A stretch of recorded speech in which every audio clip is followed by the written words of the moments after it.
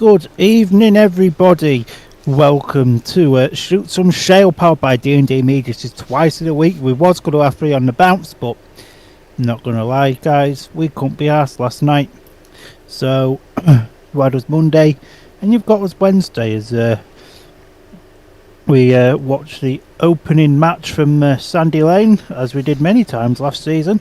Watching meetings from Sandy Lane as the Oxford Cheetahs take on a select side under the Coventry name, joined by Mr. Dill this evening. How are we doing this evening, sir?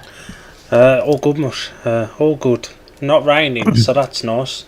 And back to familiar territory. A Wednesday evening watching Oxford. It's like we never left. It's just like we never left, indeed. We'll go down the 2-team lineups then, and earlier off air we spoke about this. You very kindly given me the Oxford Cheetahs to go down, so we'll go down the Oxford Cheetahs. They're managed by Peter Schreck. Nothing changes there. And at number 1 is Sam Masters. He's back. It's the first meeting at Oxford of the season, and he is back. Rider replacement at number 2 for Mitch McDermott, because he couldn't be asked to turn up, or as I should say, he's in a sparring match in Poland. At number 3, Anders Rowe. Luke Colleen rides at number 4. Eric Riss rides at 5. Max Perry guests at 6 for the injured. Is he injured? Yeah, he is. Yeah, he's injured. The injured Darrell Richins, and Dale Wood rides at number 7. Yeah. Have you got a man to watch, and why? Firstly, with Darrell, he had an infection in his back which required surgery, so he went in to have a surgery on it the day after Oxford's press day last week, actually. So he'll be out until hopefully next week. He'll be back. Man to watch. I'm going to go Eric Riss. You didn't nick mine. Yes, I'm going to go for Eric Riss. I think he knows his way around Oxford as well as anybody, and him and Peter Schreck get on really well, so this is a match made in heaven almost. I think Risky's going to look to bounce back after those couple of illnesses and delays to his career last season and the season before, and I think he's going to hit the ground running tonight. But he's got tough opposition with the 1 and 5 for Coventry. Who's your man to watch for the Cheetahs? I can't believe I'm saying this, but I've gone for Luke Colleen. I nearly nicked yours. I very nearly took yours just because of how well he rode on Monday. He rode exceptionally well on Monday, and it's his first time in the Championship, not being at reserves, and if Oxford are going to do anything, they're going to be reliant on him not being a bit crap. And we now look at the Coventry Bees select team, and I use the term Coventry Bees lightly because only 2 riders in this team have links to Coventry. Well, 2.5 if you count Senna Summers.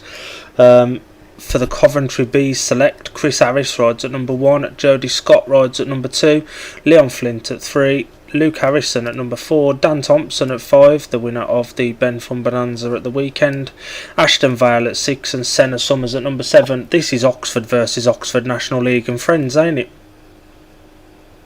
It really is. Yeah, it's not much of a Coventry Bees team, to be honest. Have you got a rider to watch for the select team? I'm going to go. Sod it. You know what? Yeah, I'm going to go for Leon Flint. He was absolutely fantastic for Sheffield on Monday at Bellevue, and he's going to want to keep that good form up and really open a few eyes this early part of the year. And he goes around Oxford really well. I remember last year the 4-team tournament meeting thing they did. He went through the card for the Wolves team. He did. So he can ride Sandy Lane. I'm going to go with Dan Thompson. He started the season exceptionally well at championship level, with the Ben Fund essentially being a championship meeting with Tom Brennan. I think he's in good form at the moment. He's high on confidence, and I think he'll carry that on tonight, and he generally rides Sandy Lane really well as well. Yes, indeed, and it looks like Chris Harris has won the coin toss. We can't tell you what's happened because we have to watch it on mute so we can talk to you, lovely, lovely people. Talking of you, lovely, lovely people, get in the comments if you're joining us. We want to know what you've had for your tea. I've just had 2 pies and chips. Speaking of Let us know what you've. speaking of the comments, Alan Strading, evening gentlefish. Hope this stream is a good one. Mon Coventry. I don't know why Alan would want to cheer on Coventry with all them Glasgow connections. I wonder. Oh God, I can't believe Alan put the Ben Fund winner right in our little D&D Media Predictions League as well. That's crazy. As we say, sometimes we just have to do our little bit for charity. Yes, we do. Everyone, is that Reed?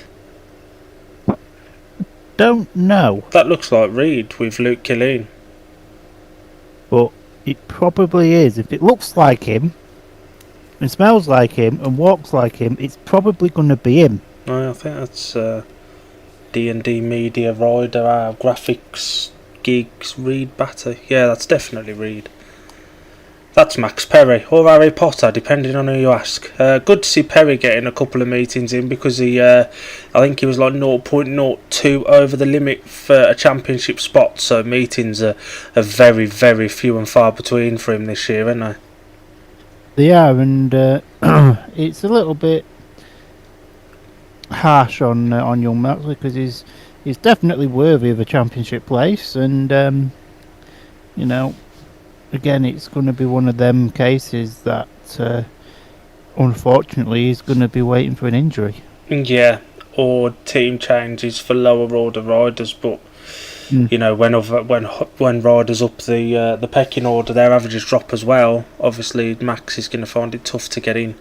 He's on a really awkward average, isn't he? He is.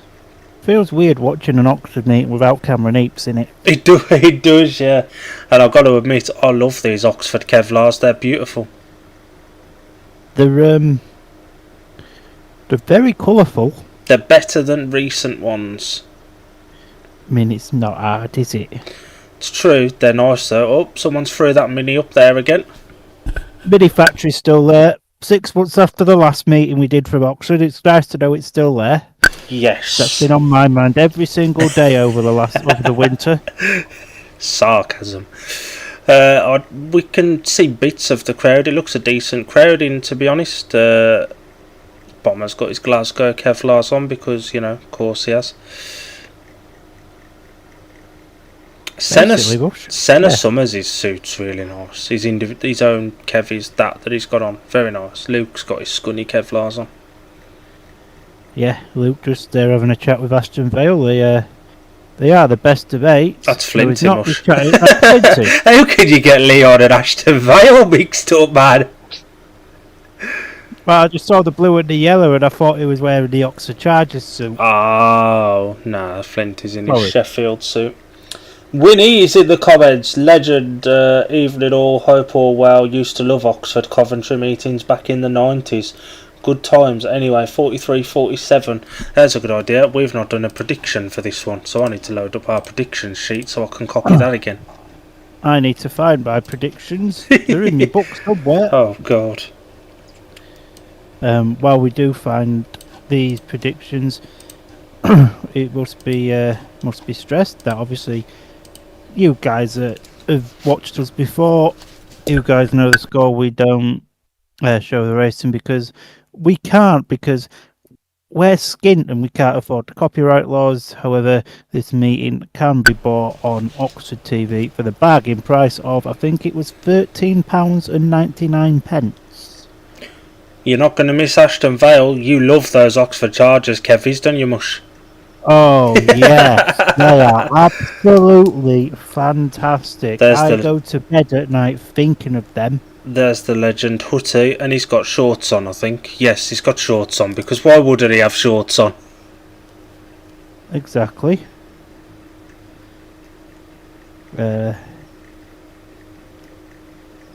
So my prediction, while you find yours through your book, I went for Oxford to win by 8. So I'm going for a 49-41 or Oxford to win by 8. Life.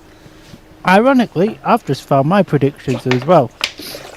Now, my predictions have been well off so far this year. So have bloody mine. So I'm going for Oxford 52, Coventry 38. You're going for a 14-point win, yeah? Not the 2 and the 8 the other way around, like there was a bloody red car Yeah. the other night. Alan has commented, he realised his Coventry ones wouldn't fit him anymore since he's put some timber on since the Coventry days. I'm assuming that's about Bomber. Well, I mean, if he's talking about larger gentlemen, I've never owned a Coventry race suit, so it can't be about me. Neither have I, so it can't be about me either. So Al's not coming for us. Good. Change. Do you want to announce our announcement for Monday, Palmer, while we've got a moment? Oh my God, yes! Right, it's on the screen So, now. Thanks to the goodwill gesture of Alan McNally, who's funding this, we're now doing a double watch along for you on Monday. I know, I've got a 5.5 hour train ride on Sunday, so I hope you're appreciative of it. But yeah, we're doing a double watch along to the Bellevue and Leicester meetings. The Bellevue meeting obviously starting at 12 o'clock dinner time, so we'll be live at about 10 to 12, and then get that finished hopefully by about 1 o'clock, have a couple of hours kip, and then we'll be back at 7:20 for the return leg at Beaumont Park. Which is on BSN, the second leg, if anyone wants to watch that and just listen to us. Just listen to us, please. We know what we're talking about, apart from when we don't. Bomber won the toss as you suspected, and he opted for 15. Oxford have took 1 and 3 in Heat 1. That's interesting. And the referee for this evening's meeting is Chris Durno, and again we'll be ranking the decisions of the referee and stuff like that, because why not? Just for those hard of hearing, that's ranking with an R. Sorry, rating. Can't get that one confused, can you? We've got 13 people watching us. If you're watching, get in the comments. Keep us going while we wait for the meeting to start. The riders are lined up and ready for parade. Well, I mean, it's about time, really. They advertise this as a 7:30. Well, to be fair, it's only 7:29. But yeah, they've advertised this as a 7:30 start. So I think there should be. Jesus, I think that guy's robbed one of my t-shirts. That's huge. There's a bit, isn't it? Who's that come from? Him, Man vs Food. That guy. He used to be huge, didn't he? Danny. No, Danny? that's right. No. My takeaway. Different guy. Sorry. I was watching him last night actually, rating TGI Fridays, and he was not impressed at his read.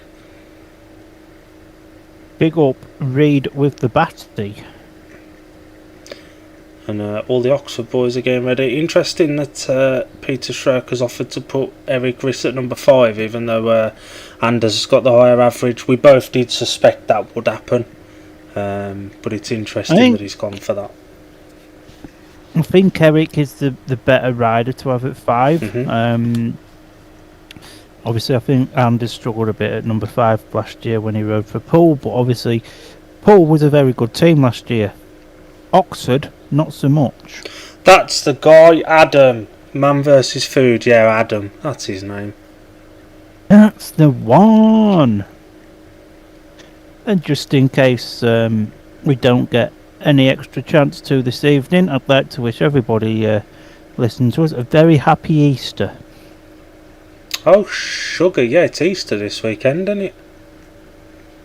Yes, it is. It's the only weekend I have circled on my calendar as if to say, you need to know it's this weekend where we get to eat chocolate eggs. Are we at Scunny? Look how slick this is. No. There's too much dirt on there for it to be scunny. There's not a fat lot of dirt on this either. There's a lot on the start, but the rest of it, there's sod all on it. We've got the riders coming out now for parade. Senna Summers is the first one out of the pits. start of the season, innit? You know, you don't want to be putting loads and loads of dirt on the track because of the moisture that will struggle to get in and out of the track and whatever excuse promoters make up these days. Do you reckon Dan Thompson likes those Edinburgh Kevlars? Because he had them on in the Ben Fund, he's got them on again tonight. Well, it might be a good luck charm for him. So, the Joys, Heat 13, Coventry are going to have a Glasgow and an Edinburgh representative partnered up. In Glasgow and Edinburgh suits. Excellent. Oh, I love Speedway. This is what we want. Alan has said, how many chocolate eggs have you had so far, Palmer? We all know you love an Easter egg. What, this week, this month, this year? You need to be more specific, Al. Because they're 3 different answers. Are you surprised that Northampton didn't try and get Eric Riss with his long track experience? I know you said the other day you thought Eric Riss would be there. Are you surprised that he's not, or do you think you turned it down to start with? I was convinced he'd be there. Mm-hmm. Yeah, I'm a bit surprised he's not been named in the team, but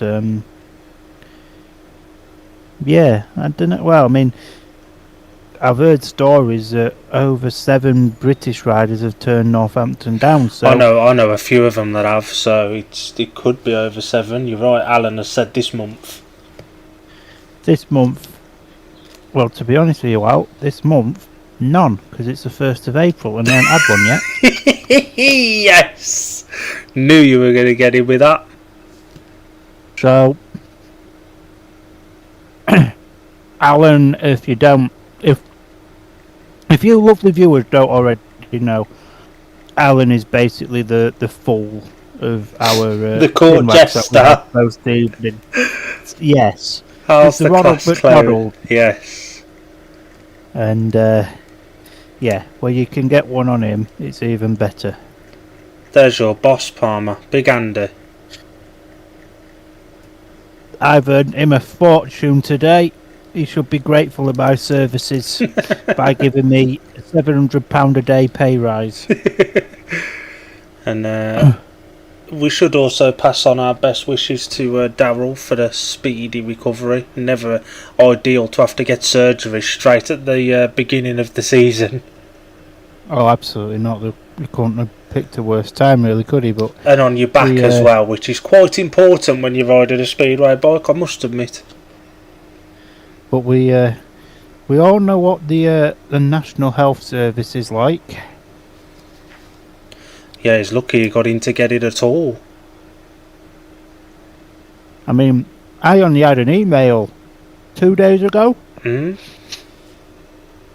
saying I could have physiotherapy at the hospital. For an injury that happened last year? You've been at work for about 10 months, haven't you? I've been at work for 7.5 months. Jesus. You can have physio on an injury that healed itself the best part of a year ago. I wish it hadn't healed. I'd have saved loads of money. Private physio is not cheap. Anders still doesn't know how to wear a beanie. Does he need a D&D media beanie so we can actually, he hasn't got a choice but to put it over his ears? Because of how big it is. Yeah. I'm really excited to see how Luke Killeen does. He looked really good at Bellevue Sheffield the other night, didn't he? And he's a nice enough kid. Like, if he can cut out the silly little slide-offs, he'll be a really good rider. Yeah, 100%. And it's weird seeing Oxford without Jordan Jenkins and Cameron Eaps, and where are all the shit? Well, there's a shit rider. I say a shit rider. It's Dale Wood, but a rider that's never quite had the best of fortunes. Risky's gone to get 2 coffees. I can't fault him. Oh, one's for what? He's come back with He's come back with a warm drink and tipped some water out of a bottle in it, but only a dribble. Did they not have any milk or something? I'll tell you what, Mush. Someone's having a bonfire and it sodding stinks. Oh, I do like the smell of burning. Is that a nice way of saying you used to set your underpants on fire rather than washing them? Sometimes. You're the epitome of someone who'd turn them inside out a few times first. Sometimes accidents happen and evidence needs to be disposed of. Luke Killeen is the rider replacement in Heat 1.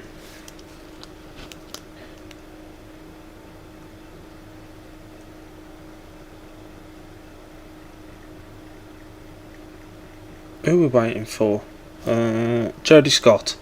So this is Oxford, and ex-Oxford. Get on. I'll tell you what, Jodie's cutting this fine. Not quite Bellevue TV with the clock in the corner, is it though?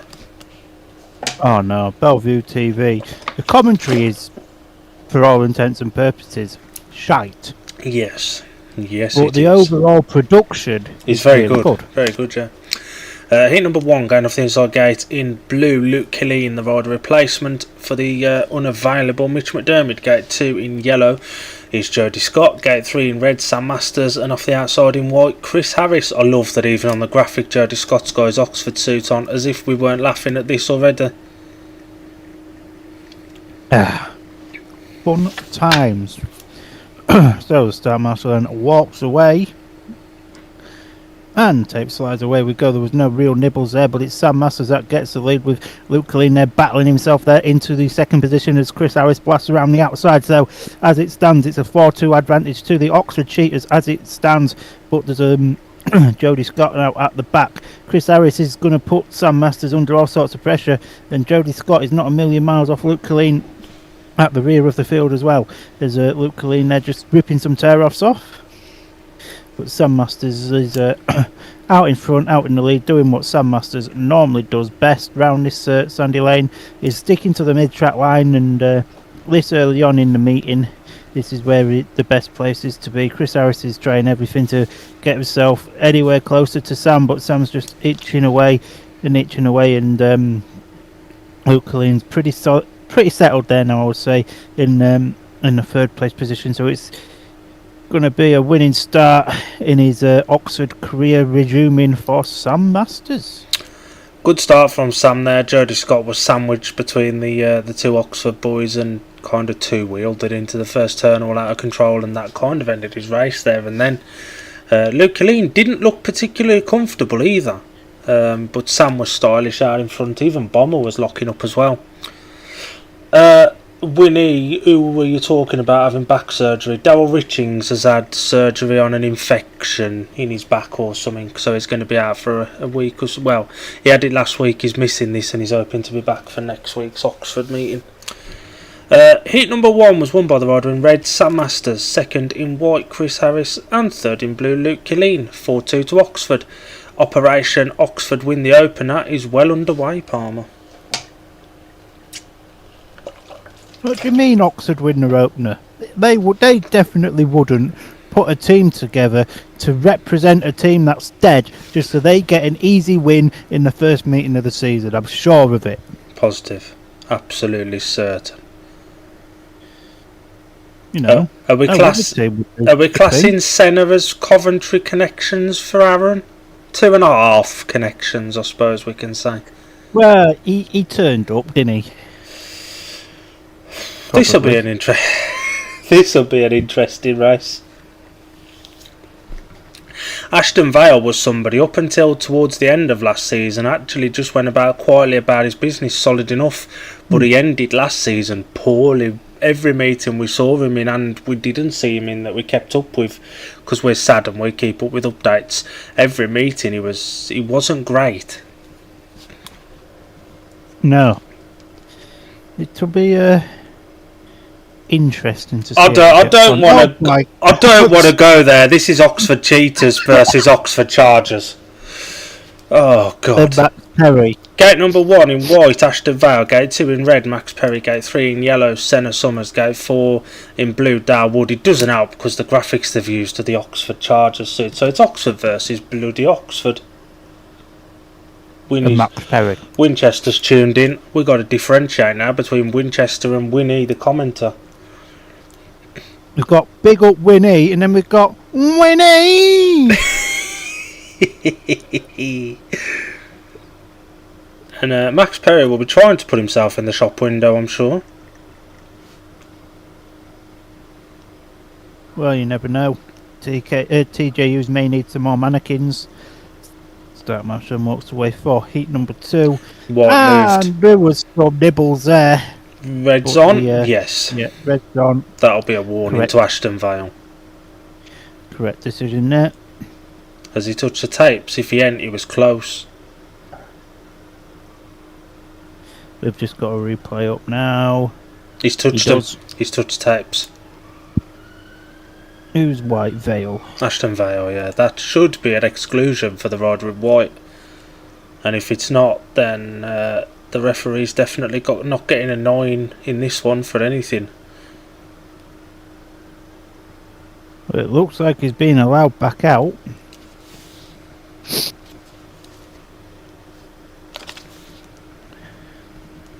Oxford's start marshals have changed. The fat controller's not doing the main job anymore. Oh no, he's being allowed back in. He touched the tapes. That was clear as day. I know it's a challenge, but stick to the rules or just don't bother, boys.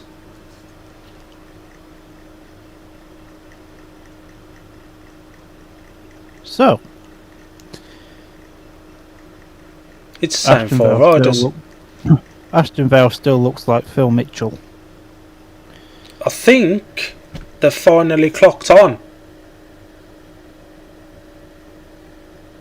He's shaking his head, but the camera's on him. Someone's talking to him. He's out.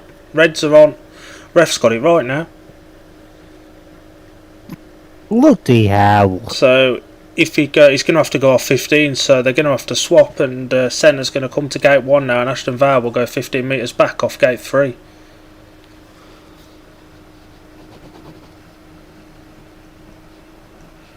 That's a better decision. That's the correct decision. Referee might be on for his 9 points after all from us.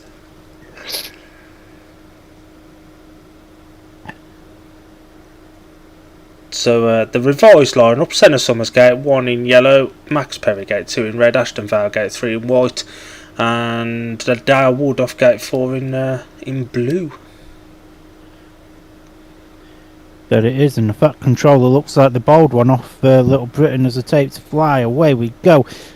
Oh my god, Dale Wood is in the lead. Max Perry's in second! And Perry's in second. It's an Oxford Cheetahs 5-1, and the stream's gone dead. Oh, it's working. And now it hasn't gone deaded. And, but yeah, Dale Wood out in front, and it's currently a Cheetahs 5-1 as it stands at the moment. Max Perry looking madly impressive against some National League second strings, and yeah, Dale Wood there just out in front, and it looks like Ashton Vale's made up them 15 metres. He's not a million miles behind Senna Summers in in third, but Dale Wood, for saying he wasn't very good in the Australian Championships, he is making a mockery of this heat number 2. He's about half a straight ahead as we get into the final lap. I believe it's the final lap. I hope it's the last lap. It is the last lap. I can't watch much more with Dale Wood winning a race. I'm not used to it. As he comes round and Dale Wood takes a checkered flag, and Mission Oxford absolutely batter Coventry is still on. I mean, the 2 riders with championship experience, 5-1 in the 2 National League riders, isn't a shock to anybody, is it? Let's be honest. No.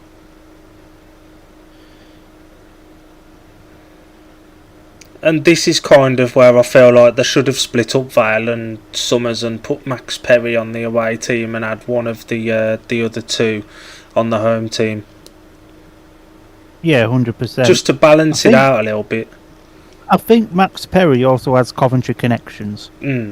So the result of Heat 2 was a win for the rider in blue, Dale Wood, second in red, Max Perry, and third in yellow, Senna Summers. 5-1 to Coventry, 9 points to 3 after 2 heats. This could be a cricket score. Summers made a good start. He did. Where did he like to get himself to? That place we like very much, Palmer. That's where he got stuck. Nothing beats a Jet2 holiday, and right now you can book a holiday to No Man's Land.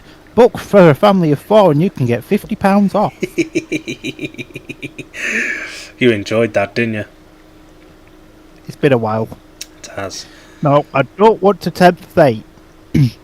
And I'm only saying this because my mate Lukey Pie's in the race. But Gate 4 has had a second and a first. And the outside gates have had both the wins. And Lukey Pie is off Gate 4. And to be if fair, the programme is right. We watched Luke around here last year, and the year before last, he was always a bit. He struggled a bit on the road, didn't he? But last year when he was here, he looked solid enough. I think he had a win in Heat 8. I know it was only Heat 8, but a win's a win. Win's a win. And he can gate. When he's on it, he can gate. So, heat number 3, gate 1 in blue, Luke Killeen, gate 2 in white, Leon Flint, gate 3 in red, Anders Rowe, gate 4 in yellow, Luke Harrison. We got 11 people watching us. That's not too bad. Luke, Leon, and then there's Anders. Excellent. I love Speedway. Anders is asking for the red light, the green light to be flashed, and it was. It's a light, Anders. That's green. It isn't red. I think this is a new start marshal. I think it might be. The other guy's having to tell him where things are and stuff like that. I think this is a new start marshal. You have a point, sir. So, you have a very valid point. At the moment, mission get Oxford to win their opener is well and truly on its course. Well, they should have just had, I don't know, Buxton. So the takes them fly up for heat number 3. And away we go. A beautiful start there for the rider in blue there, Luke Killeen, just as Leon Flint's there in second, and as well looking to come right round the outside of him. I think I jinxed Luke Harrison there because he's miles at the back, and he's a guy that's notoriously not got on with this Oxford race circuit, but it's currently the Cheetahs on a 5-1 advantage again, and that will take them like 10 points up, I think. I don't know, I can't do mathematics, but Luke Killeen there showing no effects of confidence from being in the main body of the team as it stands. He's pulling away now from Anders there in second, and Leon a bit disappointing compared to what he was on Monday, sitting there in third place, and Luke Harrison bringing up the rear of the field as we enter the final lap now. And well, strung out, isn't it? It's going to be another Oxford 5-1. Mission Oxford hit 60 is probably going to happen. That was so strong out, and Luke Killeen nearly crashes after the race. Ran a bit wide on the cool down, didn't he? Well, he just got a little bit excited because he won his first race of the year. I thought Flinty had made a good start then, and then he just bogged down and got sandwiched between the two Oxford boys. This track is very, very slick. It is a bit, isn't it? Heat number 3 was won by the rider in blue, Luke Killeen, second in red, Anders Rowan third in white, Leon Flint 5-1 to Oxford, 14 points to 4 after 3 heats. And you are right, 10 points. Quick maths with Dan Palmer. I think Leon gets the best of the start. He moves first, yeah, and then he just doesn't drag. And then he gets stuck up in no man's land. That first corner, I hate to say this, that first bend from Luke Killeen was beautiful. And it's a busy old time for the 1, 2 and 3 in this that heat there, because they're all racing for Sheffield tomorrow night against Bellevue. Oh, friends! First chance to see Eric Riss back on a bike since in a competitive meeting over here since he left Redcar last season with illness. Now, if Risky is fully fit, he is going to fly around here because he loves the slick track. I remember, I think it was when we was at Butlins actually, about a year ago. Risky got 20 points against Ipswich. That sounds about right. That rings a bell now you come to mention it. We was there. This, in fact, right, it come up on my memories. This day last year was bingo bango. Yes, what a joyous time that was. Heat number What 4. a time to be alive. Gate 1, blue, Dale Wood, winner of Heat 2. Gate 2 in yellow, Senna Summers. Gate 3 in red, Eric Riss. Gate 4 in white, the winner of the Ben Fund over the weekend, Dan Thompson. Only the second rider in the Coventry team with Coventry connections, being a former Coventry mascot. That's a good place to sit, pal. Reviewing, innit? He had a safety ladder to get up to the top of his van, so he'll be all right.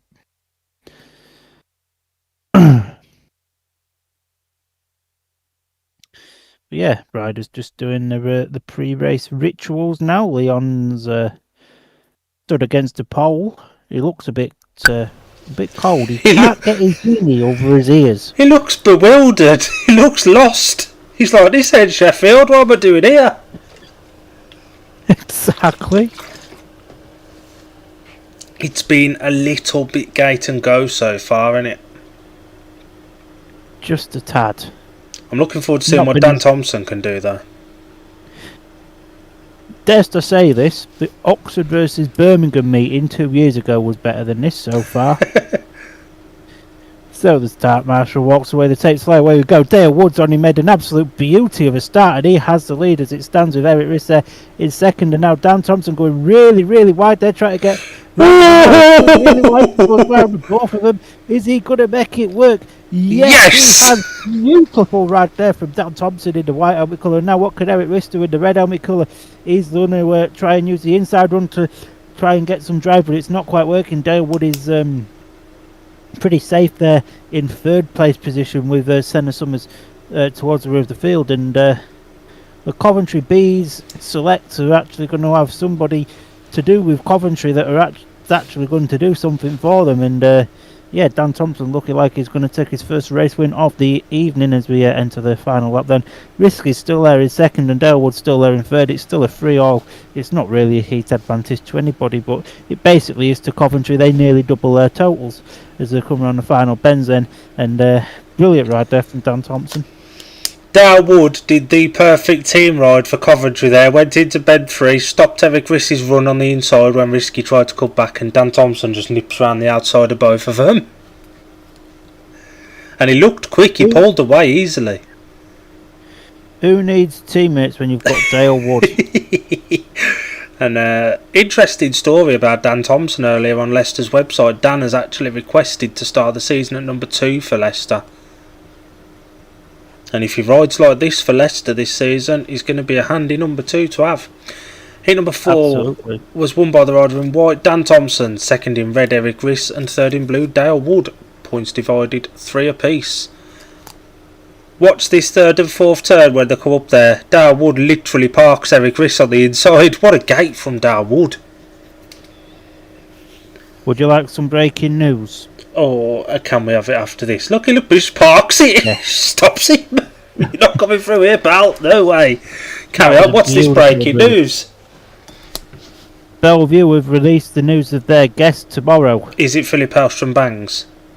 It's Kai Thompson. Lovely. Sorry, I just thought it was funny. Nice. No watch along tomorrow, obviously, because there's, well, no stream for Sheffield for a start. God's sake, Sheffield, just get Bellevue TV in there. Hello, Laura. Sorry, Laura come up on the telly. She's just stood there. You can't tell this, but she's going, "Hey up, Daniel, darling." You know, like you normally would. Well, I can't blame her. And she's saying, "Hey up, Dan," because she's having a chinwag with Dan Thompson. So she might be talking to you. It's your namesake. Yes. Dan Thompson's starting to realise that potential that the Thompson boys were both pushed as having years back. You know, the spotlight was on them really early in their career, and Dan Thompson has started to progress now, hasn't he? Oh yeah, massively. Yeah, Dan's been one of them. He's been a steady improver every year. He's been he's been racing. Mm-hmm. Joe, as good as what he is, he's sort of just found his level, hasn't he?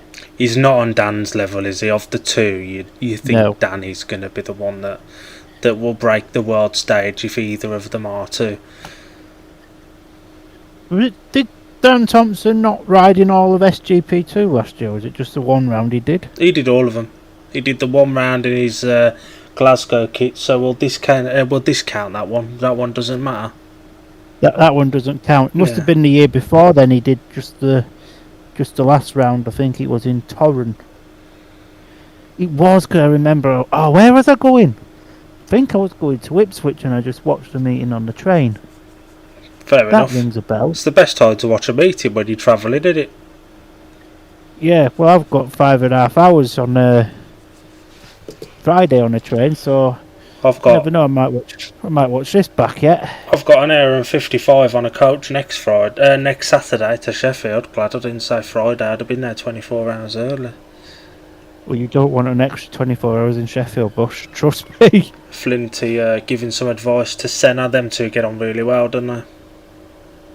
Yeah, they're besties, really, aren't they? Shall we take a quick minute while these are having a track raid just to go and have a toilet break or get a drink or something? We'll be back in a moment.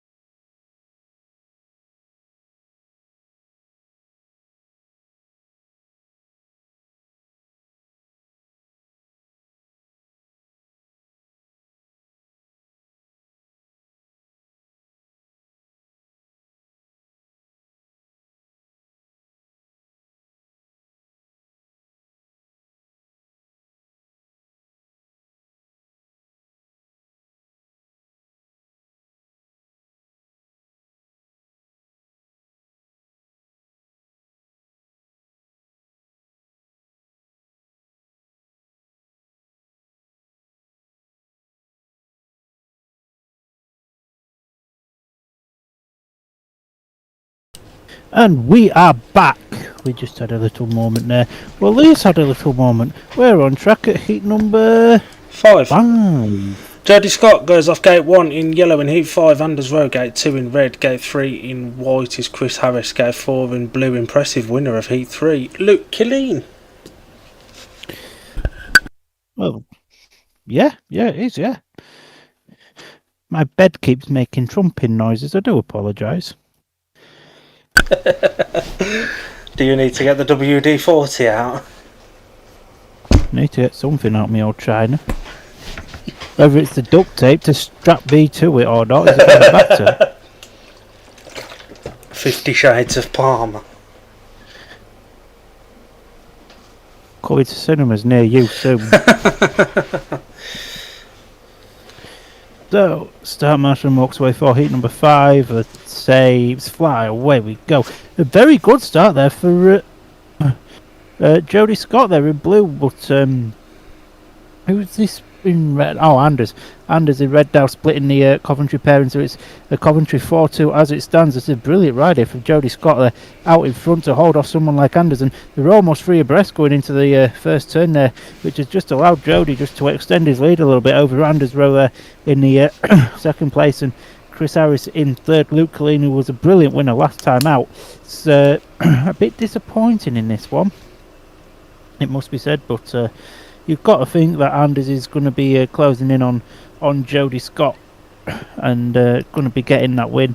But Jody knows this place very, very well, and as we enter the final lap, Jody Scott's been very impressive here, and if anything, Chris Harris is closer to Anders than what Anders is to Jody. This is a cracking ride again from young Jody Scott, who's going to go and take a big win for the Coventry Bees Select, and they get their first heat advantage of the afternoon. Good ride from Jody. That knew exactly what he needed to do, gated well and rose that mid-track onto the dirt line, and it worked. And like you called when the race was going on, he's an away rider for this meeting, but he's got more knowledge than Anders Rose certainly of Oxford, and he's probably on par with Luke Killeen as well for the track knowledge. Oh, 100%. Heat number 5 was won by the rider in yellow Jody Scott, second in red Anders Rowe, and third in white Chris Harris, 2 to Oxford, 4 to Coventry. Closes the gap to 8 points now, Oxford 19, Coventry 11. Our numbers have slightly dropped off a touch, down to 6 now. But we have had a break, and they usually drop off when we have a break. What a gate from Jody. That's the second time tonight Gate Wad has done that. Dow Wood did it in 4 as well. The only difference is Jody knew what he was doing. Yeah, well. Now, this is starting to become a dirt line now, and hopefully this is going to make for better racing. Yeah, Bomber did Luke Colleen no favours there, though, in that first turn. Oh, Dan Thompson versus Sam Masters, and to be fair, Dan Thompson was a very impressive winner of his first race. Dale Wood takes the rider replacement, looking at that. It's only the reserves, and I think Helena can cover it, innit? So I'm not surprised by that. Dow Wood has been solid enough so far, to be honest, because we both watched him in the Aussie series, and he was awful, weren't he, to be honest? He wasn't very good. But he's gating well tonight, and on the average he's on if he can dial himself in around here, and Darryl as well, because I'll be honest, of the 2 Oxford reserves, I thought Darryl would be the better of the 2, so if Dale can dial in as well, that's going to be key. 4+1 for Dale so far.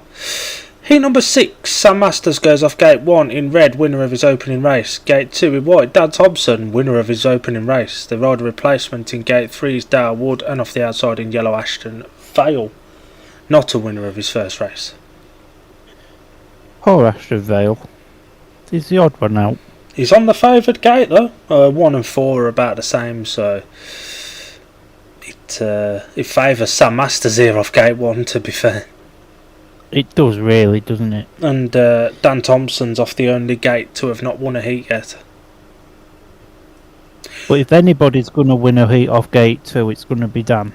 And it's Leicester's 5 and 2 off gates 1 and 2, and we get to see them twice on Monday. That we do. Sorry guys, I'm just a little bit tie-tied. I've had to go and see the Grave Dodger. I mean, my Nam.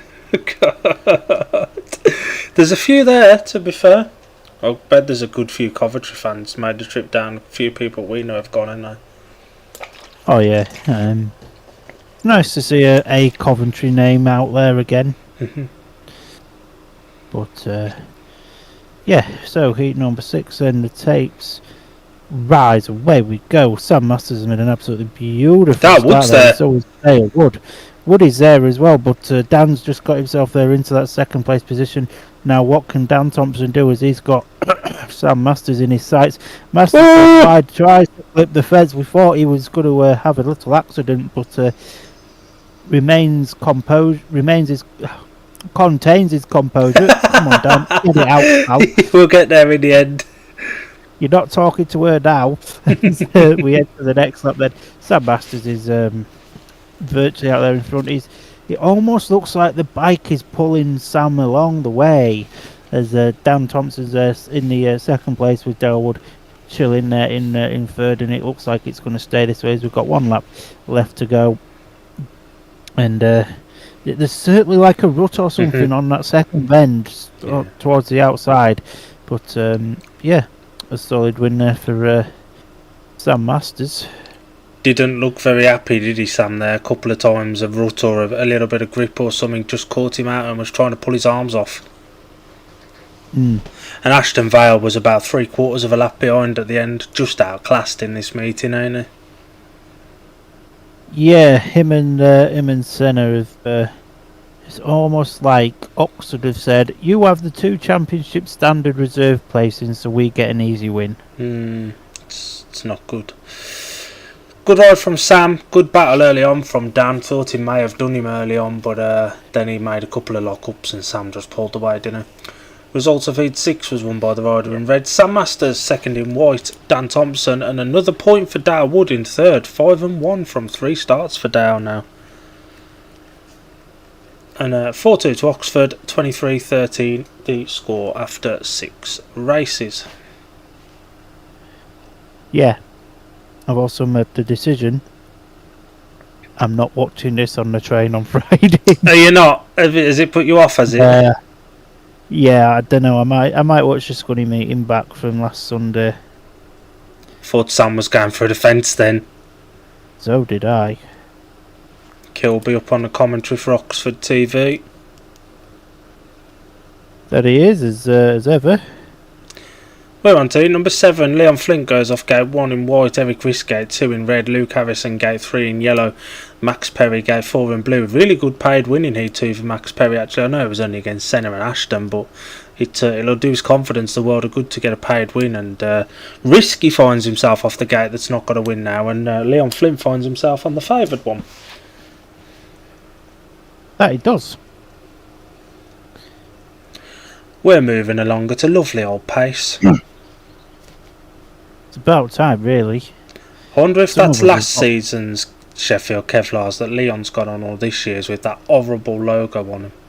They look like last season's because they look quite old and washed up, don't they? Yeah, but both the sets of Kevlars look exactly the same. This one looks like it's had a few washes though. Well, possibly. Perhaps he's trying to wash that horrible new logo off of the new ones. Could you blame him? No. So the What a gate! then number 7. Flinty gated, but Risky's got there first, and now Leon looking to storm up the inside here of Eric Riss. Neck and neck as they go down the back straight. This is fantastic stuff, this in heat number 7. Risky goes wide, Leon to the inside, and Eric just blasted right round the outside. Easy as you like a knife going through what butter. And Risky's now got the lead, and he's pulling ahead of the Coventry pairing of Leon and Luke with Max Perry. Unfortunately struggling a little bit in this one. I tell you what, I could watch Eric Riss race all day. He's so stylish, especially around this Oxford race strip. And he's definitely pulls away from Flinty there in second, and old little Lukey Pie there in the third place. As we've got 1 lap left to go, then it's still going to be a 10-point advantage to the Oxford Cheetahs, not the Coventry Oxford Cheetahs. As he comes round to take his first win of the season as a cheetah. Good start from Leon. I thought he'd made a blinder, and Risky just pulled to the corner, and good fair racing down the back straight. Bit of room left, but once Risky got on that outside line, Leon was never getting near him, was he? Absolutely not. And as you said there, he's got such a nice style. When he's fit, he's such an exciting rider to watch. Oh, 100%. 100%. And yeah, I could watch Eric race all day. And hopefully, if fitness keeps up and stuff, he will get a Premiership spot at some point. Oh, it will. Heat number 7, Eric Riss was the winner in red, second in white, Leon Flint, and third in yellow, Luke Harrison. Points divided 3 apiece. It's now 26 points to 16 after 7 races. That's a big rut on the inside. Flinty drops the clutch perfectly, and then Risky just drags there first. He does. And yeah, good little race that was. And Risky gets the first win off gate number 2. Somebody had to. They're getting into another track grade now. Do you want to run us through the individual scores, Palmer, while they're on the So, screen? as it stands at the moment, Sam Masters is currently unbeaten on 6. Anders Rowe 4 and 1, Luke Collin 4, Eric Riss 5, Max Perry 2 and a bonus, Dale Wood 5 and 1. For Coventry Bees then, Chris Harris 3, Jody Scott 3, Leon Flint 3, Luke Howson 1 and a bonus, Dan Thompson 5, Ashton Vale nothing, Senna Summers 1. And there you have it. We will be again at the end of the meeting nominating a rider of the meeting as well. While we've got a moment, while they do some track grading, we'll give a shout out to our friends. So if you like your Speedway podcasts and you like to listen to like the lesser known Speedway podcasts, check out 15 Heats Later. They're on YouTube, they're on Facebook, I think they're on Spotify as well, and wherever you get your podcasts from. They are mainly pool related, but they're very big supporters of us, and we're big supporters of them, and they're just great people. So if you can go and give them a little bit of support, it would be greatly appreciated from them and us. Shall we have a quick breather while they have a quick track grade? That's a good idea.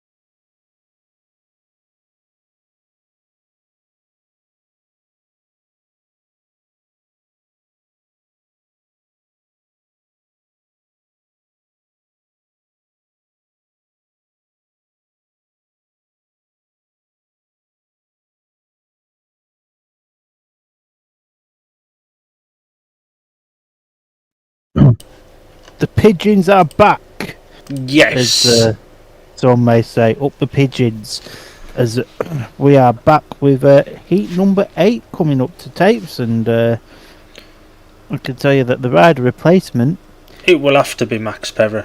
is Max Perry. Yeah, it will have to be. So Jody Scott should win this race. Should. This is Senna's time to shine. Yes. Senna out, Aaron in. Yes. This is how it's done, son. We're going through at a You lovely just pace, I watch. must say. Don't say too much too soon, though. That's true, yeah. Heat 8, You gate know what 1. Speedway meters are like. Yeah, that's true. Gate 1 in yellow, Senna Summers. Gate 2 in blue, Dale Wood. He's been bloody brilliant so far, it's got to be said. Gate 3 in white, Jody Scott. Gate 4 in red, the rider replacement, Max Perry. If Jody gates and races like his last one, he'll breeze this. Yes. But this is the big battle. This is the big battle nobody wanted, but we get to see. Jody Scott versus Dale Wood. Rob Paisley there. I was just going to say, what was he munching on? I want to know that as well. Should we text him and find out what he was eating? Yes. Startmaster walks away for heat number 8 takes rise, away we go. And Jody Scott and Dale Wood have got to the first. Dale Wood holding the mid-track line there, and now Jody Scott looking to come underneath Dale Wood here. Senna Summers and Max Perry having a little ding-dong at the back as well. Now Dale Wood goes to the inside one. He's just blocking Jody's run-off. This is a beautiful ride, this from Dale Wood. Oh, red's gone. Max Perry's gone down. Hopefully he's alright, but it looks like the race has been stopped immediately. It has, yeah. Was he collected by Senna or did he go alone? They were very close. Be interested to see the replay of that before.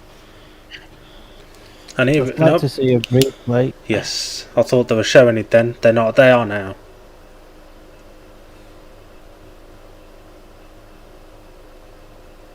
I think Max has gone on his own there. The angles don't really help. It didn't help, it went from the front angle, and just when we needed the front angle, it went straight to the back angle. Yeah, I think he's gone on his own. I think Senna maybe caught him by surprise. I don't think he touched him though. That's my instinct without seeing that replay again. I'm not allowed to say anything because I'll get fined and in trouble. So I'll let you do the talking for me. Hutt is a brave boy wearing shorts. I mean, it's not cold. It's 11 degrees here at the minute, so it's not a million miles away from Oxford. So he'd wear shorts if he was snowed under by about 50 foot. 16 degrees minus, and he'd still have. He does like shorts, does old Hutter.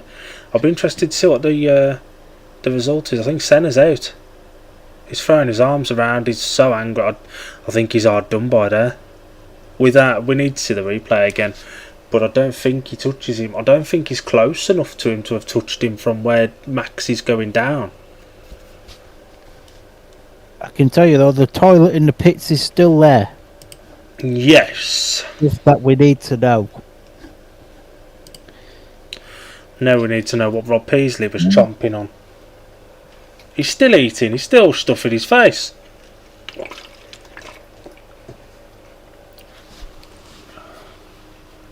Insert 2 words here about an overweight man and a person that was born without before their mother and father was married.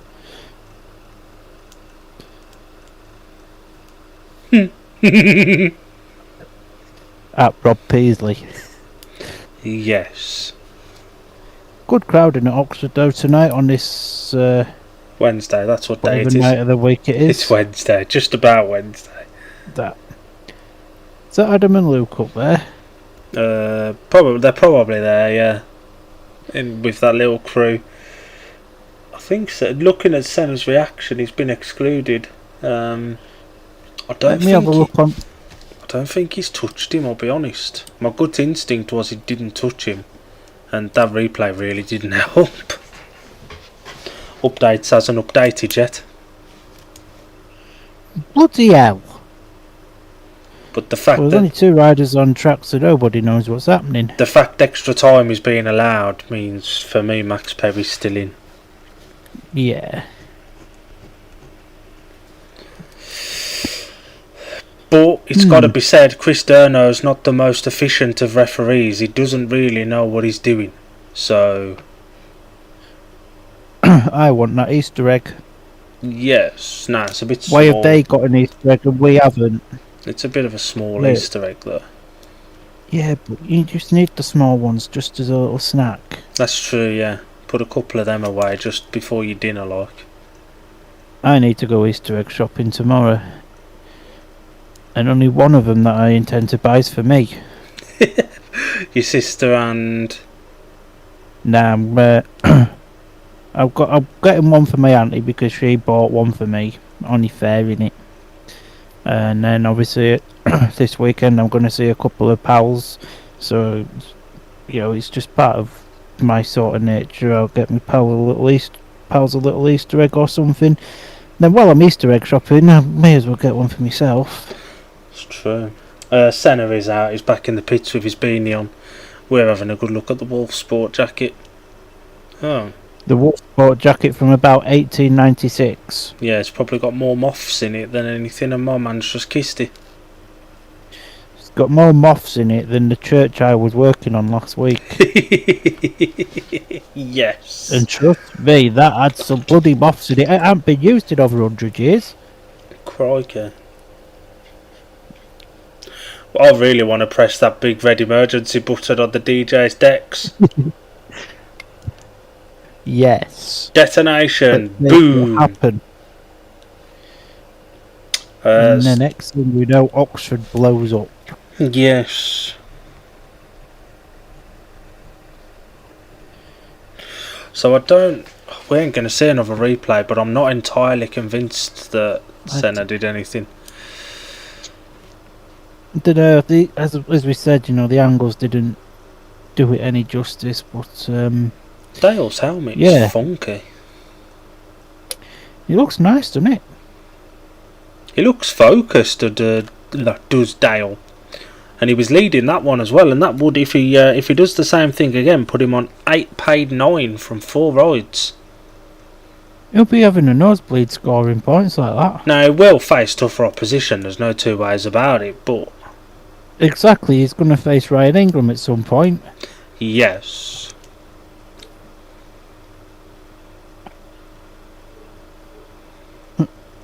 Anders looks thirsty. So, Docky P, pal. I'll be at Sheffield next weekend, and I watched a video last night of Danny from Rate My Takeaway trying a spud shop in Sheffield city centre. It's a shop that uses Spud Bros recipes, and it was a jacket spud with the toppings like pulled beef or chili or something. £10.50. Ow, bloody much! I know. I was saying we should go there and try it, and then I saw how much it was. I was like, sod that. Buy a pack of jacket spuds and a few cans of beans for that. Buy a jacket spud, borrow somebody's air fryer, Bob's your uncle, Thingy's your aunt. Yes. So, Because I can't say who actually is the aunt. No. We've got riders back out. Senna Summers is disqualified. Gate 2 in blue is Dale Wood. Gate 3 in white, Jody Scott. Gate 4 in red, Max Perry. Jody Scott made a bad start. I'll be honest, I don't see him making such a bad start again this time. No, absolutely not. We're just opening up a bottle of Tango. If you heard the hiss, that's my bad. Oh my god. I've got a big bottle of Tango. Well, it's Asda's own brand Tango, but it's the same thing, isn't it? Oh, this is the proper stuff. The Asda by me had it on sale, £1 a bottle, so I got orange Tango and cherry Tango. Bargains. Very nice. Everyone's gathering on top of that bloody van. I'd go on top of that van as well if it meant I didn't have to pay to get in. Oh, but it's in the pits. So you probably didn't pay to get in the pits. Yes. So, heat number 8, then the tapes fly up, away we go. It's a fairly even start there, but Jody just about gets a nod there first. Now, Dale looking to come up the inside there of Jody Scott. It's not quite worked out, so at the moment it's a free, and this is the best that Riders Select could hope for, because I can't call them Coventry, can I? Let's be honest. Well, yeah, Dale was putting a bit of pressure on Jody Scott, but Jody's just riding the right lines, and yeah, Jody's done about as many laps around Oxford as what Josh Hawley's done around Scunthorpe. He knows his way around the place, and Dale's closing in on Jody. Jody just made a little mistake there on the second turn, but nothing really to affect him too much. But this is a little bit strung out, boys. And girls and microwaves and toasters and whatever you want to identify as in 2026. I think it's 26. I hope it is. It is. And we come round the final couple of bends then, and it's another win for Jody Scott. Good ride from Jody there. Made the gate down. Wood was there level, but Jody just goes dirty. He's wheeling that dirt line, and away he was. Max Perry was about 3/4 of a lap behind though. Now these are National League riders, so they're riders that he will come up against in that level of speedway. And he was miles off. He was. It's I know he spent a lot of last year injured. Is that part of it? Is it his confidence? Because he was a good rider at one point. Mm-hmm. Heat number 8 was won by the rider in white, Jody Scott. Second in blue, Dale Wood. Third in red, Max Perry. Points divided 3 apiece. It's 29-19. And as you said, that was the best that the Coventry Select team could have hoped for. Literally. Yeah. It was a good gate that from Dale Wood and Jody, to be fair. And it was a good little race for the back straight. And then Jody just was there like, I'll just go about my day now. Just stretched his legs, opened it up, and away he went. The audacity to put the Bees name up there with this team that Oxford have assembled for the Coventry team. Dan Thompson and I think he's putting a tactical in. They're playing a bloody tactical, aren't they? Bombers in yellow here. I mean, let's be honest, would you rather see Bomber Runner last year or Ashton Vale? Well, yeah. I mean, yeah. But Chris Harris takes tactical ride in yellow to partner Dan Thompson against Luke Killeen and Anders Rowe. Yes, they do. And a tactical in a challenge. Okay. Heat number 9. If anything, carry on. I suppose if anything, if they get a 5-1, they're a bit closer, aren't they? Yeah, it's true. Heat number 9. Dan Thompson goes off gate 1 in white. Luke Killeen gate 2 in blue. Gate 3 in yellow. The tactical substitute Chris Harris gate 4 in red. Anders Rowe. Chris Harris is the lowest scoring rider in this race. And he's the one that's coming to score some points. Make it make sense. He is off the second favoured gate, so Dan Thompson's off the favoured gate in gate 1. Gate 2's had 1 singular win. Gate 3 and 4 have had 2 apiece. If I was going to play a tactical here, I'd have banged it on Jody. Yeah, and he's just won off that gate as well. So, and confidence is high and all of that. But we've got the 2 riders that have represented Coventry in one form or another partnered up here, so this is actually a Coventry Select. Whilst they're in Glasgow and Edinburgh colours select respectively. Crazy that. I love this, baby. It's like Liverpool and Everton teaming up. So the tapes fly then for heat number 9. It's a fairly even gate, but Dan Thompson's got to that first. right round the outside there. He gets himself into that second place position, and it's the Scottish team select as they on a 5-1 as it stands. But Anders is doing everything to try and get round Chris Harris. Luke Killeen again at the back. Really, I don't know what's happening with Luke Killeen tonight, although it looked like he was just about to get into third, and then Anders says, "Nah, you're not coming through, pal." But a great ride out this. Great ride here by Dan out in front. Come on, Dan, get your words out, mate. As Chris Harris has now been put under some immense pressure here from Anders Rowe. These two are obviously former Glasgow teammates only a couple of years ago. In fact, I think these two won the pairs, or come very close to winning the pairs, as we got one lap left to go. And Dan Thompson's a clear winner here, barring any form of slip, strips, falls and mechanical failures. Talking of slip, strips, falls and mechanical failures, I thought Anders was going then, but Dan has won that, an absolute canter. And, well, as I think will prevail a lot this year, the Edinburgh rider comes out on top of the Glasgow rider. He tailed Bomber off then, didn't he? Bomber was in second, but did not look quick in the slightest. Absolutely not. And, you know, people say he was testing early on in the season. He's not looked good in any meeting. He doesn't look particularly good in this one either. He doesn't. And Dan Thompson's on fire.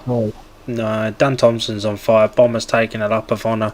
There's a paid win to add to his scorecard, but it still only puts him on 5-1 from 3 starts. Heat number 9 was won by the rider in white, Dan Thompson. Second in yellow, the tactical substitute, Chris Harris. And third in red, Anders Rowe. 1 point to Oxford, 5 to Coventry. It's now 30 points to 24. And now just a 6-point gap. What a gate from Dan. I thought Killeen had got there, you know. So did I. That was a beautiful gate though from Dan, and this ride just blasted him round the outside from there. It was a good move. It was a good move. It was pretty cool to watch. Thought Anders had done him again there, but Bomber just found the grip. But as the race went on, Anders got closer and closer. We've still got 9 people watching us. Risky's out in this one in blue. Yeah. Blue? Yeah. Risky should be in red. No, it's 8-10. Risky's obviously coming out for the rider replacement then. It makes sense now because Luke Killeen's average is lower than Mitch McDermott's, and Eric's is the next highest. Okay, that makes sense. and just as they get a 5-1 back, Risky's come out with Sam Masters for against Leon Flint and Luke Harrison. Oh dear, it's going to go back up. Oh dear. You never know. We might have a slips, trips, falls or mechanical failure. Probably to the Scuddy Sheffield collection. Yes. Hit number 10, Luke Harrison goes off gate 1 in yellow. Rod replacement in blue off gate 2 is Eric Risk. Gate 3 in white is Leon Flint. Gate 4 in yellow. Red is Sam Masters. It's about to go up to 35-25. That's just been a defeatist. I was going to wait till at least the 3rd lap to say something like that. We're up to 11 viewers now. Go us. And 6 likes. Go us again. Thank you for joining us this evening on Shoot Some Trail. We do appreciate having you guys with us. Yeah, it's still very, very early season, so if we say the odd thing that doesn't make sense, it's been a very long winter. I love how unserious this meeting is. The fact that Sam and Flinty on 3 and 4 are just sat having a chinwag. As you do. As you do. They were just sat there, hand gestures and laughing at all sorts. Opposition shouldn't be mates. Luke Harrison's gated! Lukey Prize on anybody gated, what a boy! So Luke Harrison's there out in front with Leon Flint now just being passed by Sam Masters up the inside there, and Luke goes wide and Sam goes like a knife through hot butter, like he was just stood still, and it's gone from a Coventry 5-1 to an Oxford 5-1. Lovely stuff, but Luke's putting Eric under a bit of pressure now as Luke goes wide, and sorry, I got a little bit scared there. I thought he was coming down, but that's just allowed the Oxford the Oxford boys to extend their lead. And You called it before the race. This is going to 35-25 as we've got one lap left to go. Leon Flint's very, very disappointing this evening, isn't he? Yes. Sam Masters is pulling wheelies down the back straight for fun now. This Troy is proper Bachelor, is that yeah. you? No, because Sam's scoring points. Eric won that one.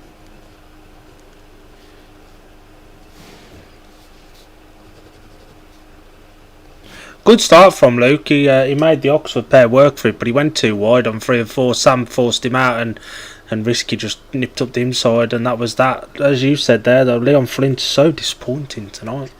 Especially after Monday. Maybe he's just riding conservatively to not get hurt for tomorrow. Yeah, possibly.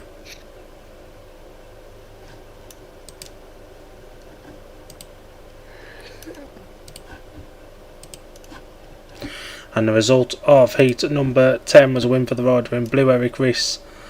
Second in red, Sam Masters, and third in yellow, Luke Harrison. Up the Lukey pie.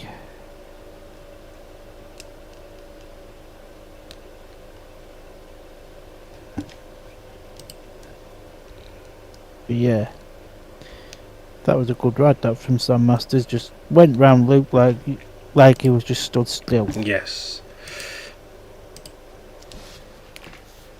And gates 2 and 3 now are becoming tailed off from 1 and 4. Do you want to run through the scorers? So, Sam Masters 8 and 1, Anders Rowe 5 and 1, Luke Colleen 4, Eric Riss 8, Max Perry 3 and 2, Dale Wood 7 and 1, Chris Harris 5 and 1, Jody Scott 6, Leon Flint 3, Luke Harrison 2 and 1, Dan Thompson 8, Ashton Vale Nout, Senna Summers 1. Yes. These Oxford Kevlars are really nice.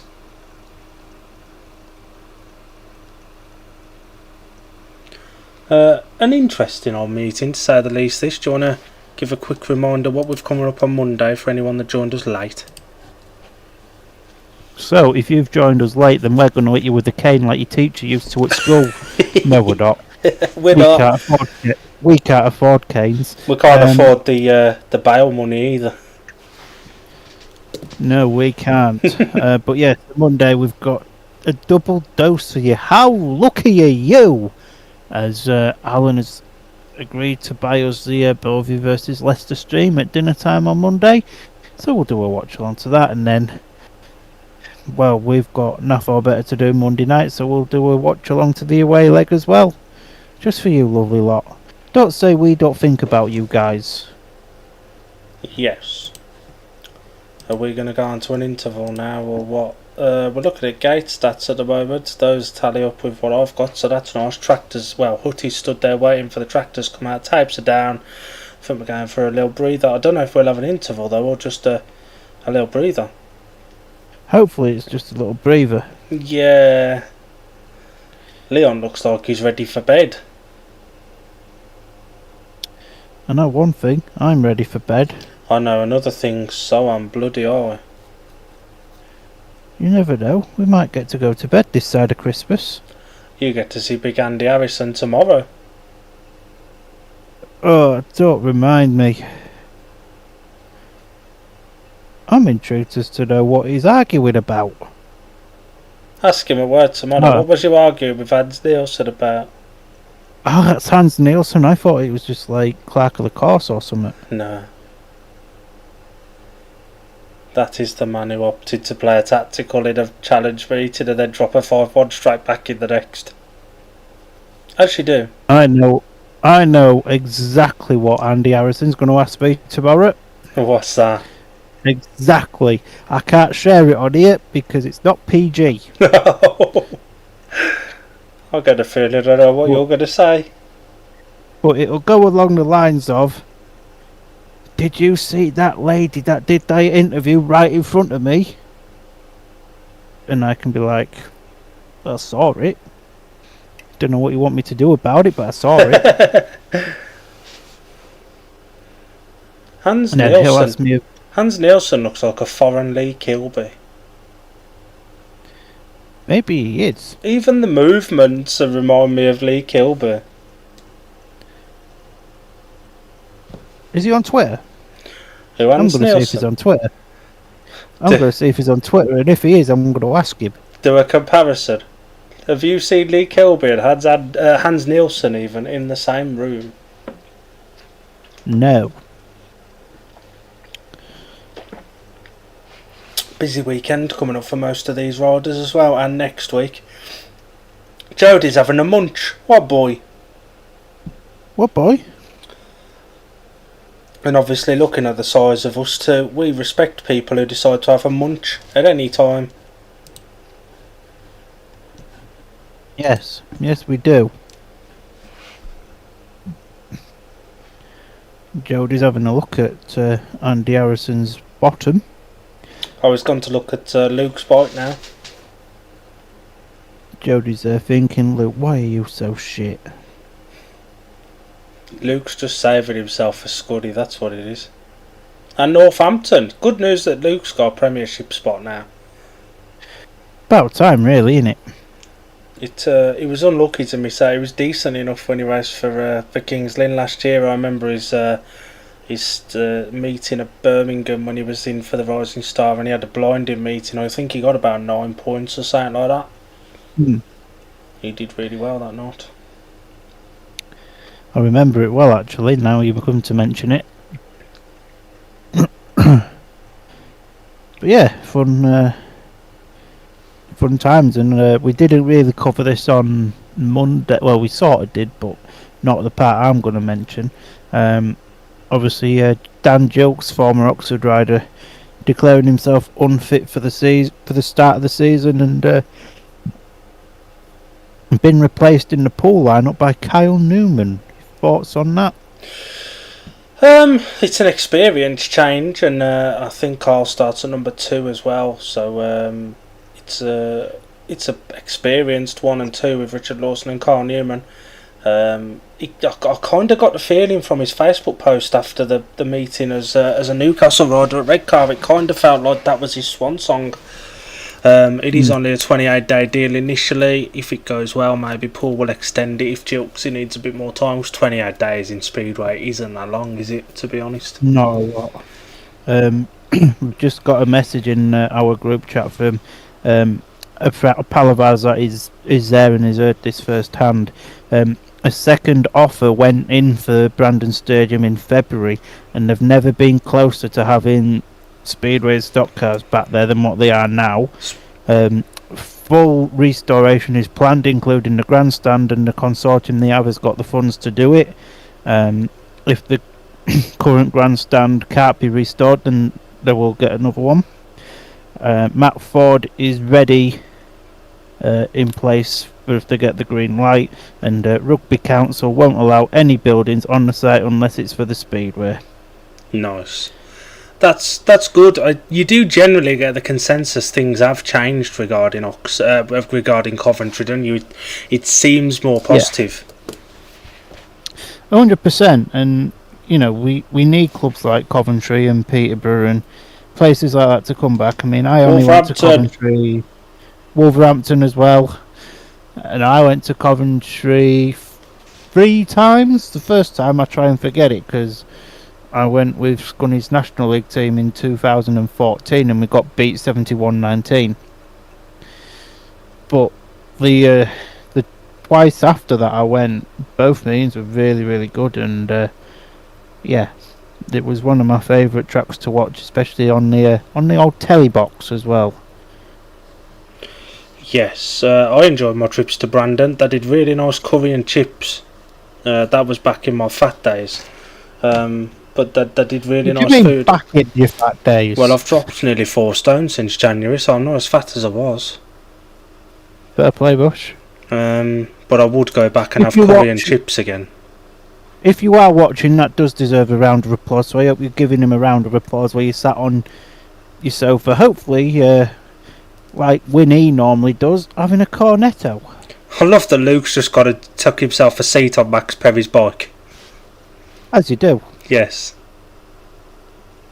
Reed is still not in the pits. His bikes are there. He's not. I ain't seen him since the start. Darryl Wood's buzzing with himself. He's the only one remaining with a moustache, with Paco shaving his, and Craig Cook's attempt was just bum fluff at best anyway.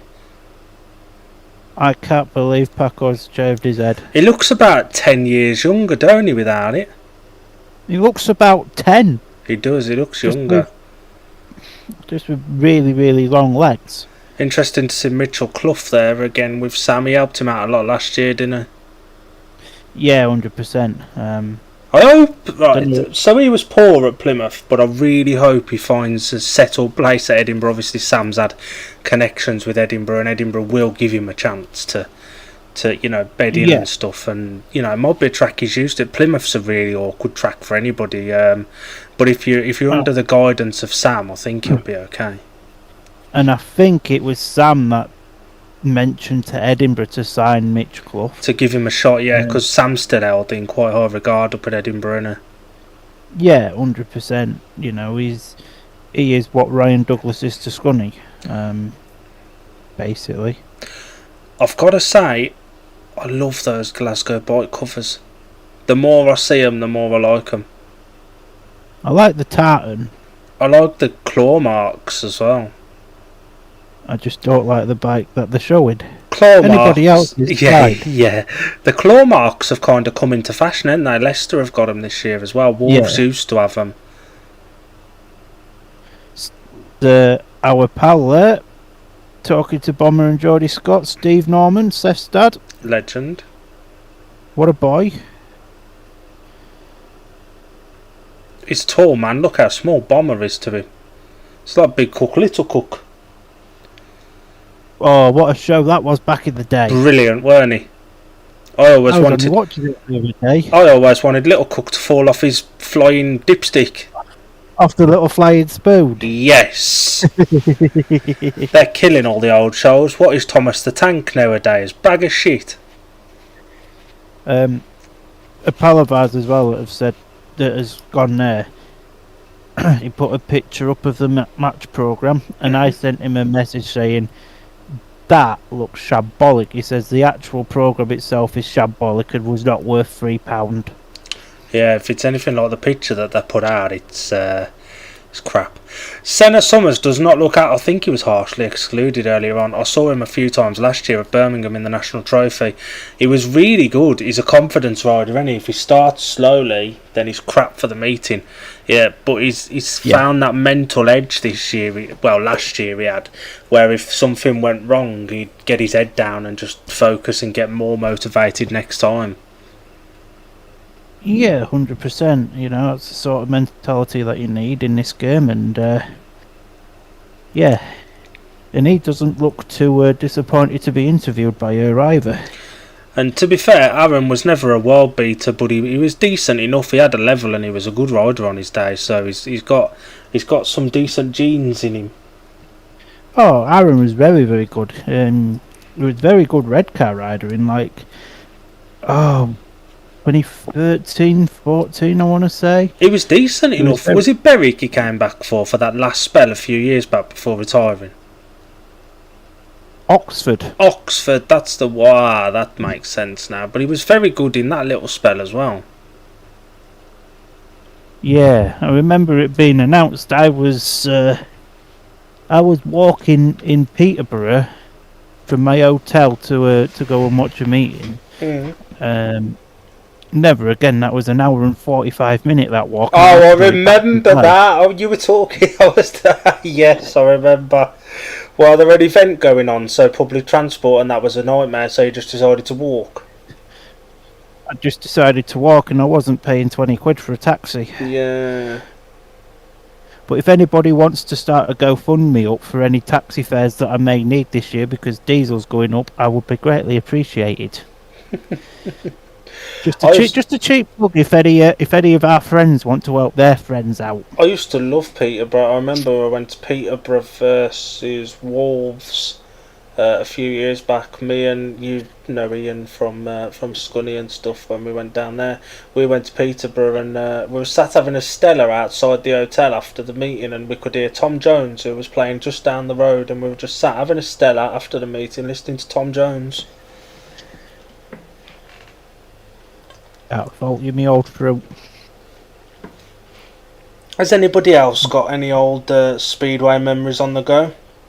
With the news about Coventry never being closer to returning, it does seem generally that it's more positive. About everything that we hear these days is more positive since Matt Ford ramped up his interest. And to be fair, if anybody can sort out a good legal team and behind the scenes team and stuff, it's Matt Ford, and he's not exactly skint. Yeah, 100%.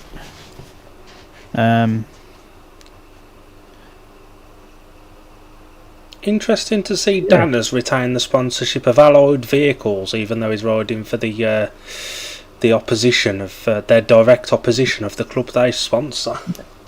To be fair, Allied Vehicles, they're not a bad company. I know they sponsor both the Thompsons and they sponsor both the Pipers. Mm-hmm. As much as a certain Piper likes to tell us how much he hates Glasgow, they've still put a bit of money into him. Yes. I do hate the white stripe on those Glasgow Kevies, though, I've got to admit. The tartan, lovely. The red, lovely. The white stripes down the side and across the centre makes it look like someone's trousers are falling down. Maybe they are. Chris Harris is off the worst gate here. Gate 1, red, Eric Riss. Gate 2, white, Chris Harris. Gate 3, in blue, Max Perry. Gate 4, yellow, Jody Scott. Last place, first time out, back-to-back wins since. Jody Scott's going to be the star of the championship this season, isn't he? Winnie says, well done on the weight loss. I've just scoffed my cornetto now. What flavour cornetto? There goes my 47-43 prediction firmly out the window. Yes, that was gone about him for. It's not over till my nan starts singing. So after this race, I'll go hand deliver her a microphone. She'll whop out her best Tom Jones or Daniel O'Donnell or something. Oh, it's Tom. It's definitely Tom Jones. She's got some stories of Tom Jones from the past. She used to live next door to him. As the tapes rise at 4, heat number 11. Chris Harris has got to that first turn first with Risky there in second, and Jody Scott now blasted himself right round the outside there. He's quite close to Risky, but he's not quite close to make any more points in his race. But this is more like the Chris Harris that we've become accustomed to. He's very close. Jody's gone to the back. Max Perry's just come underneath Jody Scott, and now Risky's dived underneath the inside there of Bomber. Now Bomber looking to dive underneath the inside of Eric Riss here. Risky goes high, wide, and he's very handsome, and Bomber's back up the inside here. This is the best race we've had all bloody night, as Risky now looks to try and cut back up the inside there of Eric Riss, of Bomber, sorry, and it's not quite worked out, and there's a big battle at the pack with Max Perry and Jody Scott. But all the camera focus at the moment is on the front, but Max Perry's holding the inside line. Jody's going towards the out, and it's not quite working, but Riss up the inside, it's close. Bomber just gets that. A good third place for Max there. Jody just went miles too wide in the third and fourth turn. And he starts and ends with the last place with a couple of heat wins in the middle. Jody will be frustrated with that. He could take it out on his bikes at 8:15. And good race between Bomber and Risky as well. Bomber wouldn't be denied, dived up the inside and caught Risky a little bit by surprise, but it was good. It was hard, but it was fair, and Risk stayed on the machine, and we went again. Yeah, 100%. That was the best race of the night, that. Heat 11 won by the rider in white, Chris Harris. Second in red, Eric Riss. And third in blue, Max Perry. 3 points apiece, 38-28. Got to say, that's an opportunity missed for Coventry to eat into that leader touch, though. On paper, Jody Scott should be beating Max Perry. Yeah, 100%. 100%.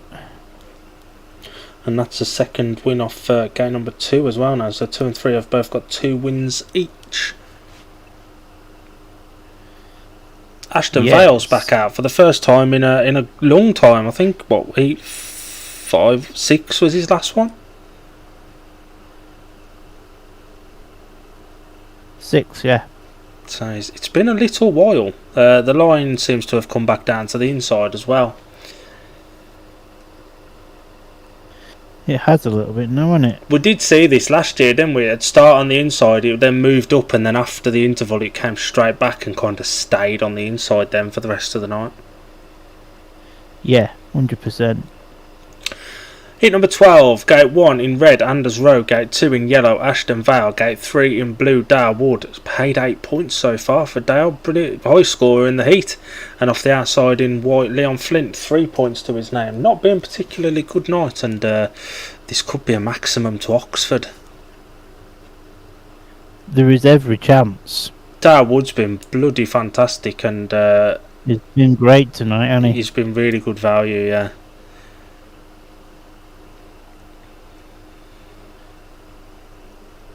Good to see Darrell has gone down to the meeting, even though he can't ride. I think that's good for the team morale as well. You know, if you're injured but you're able to get there, you still go and support your boys. Give them a tap on the back if they've done well, and a slap with crutches if they've not. Rob Yeah. Peasley's on the coke. Rob Peasley needs some coke with the stuff that he's been coming out with in the VSC.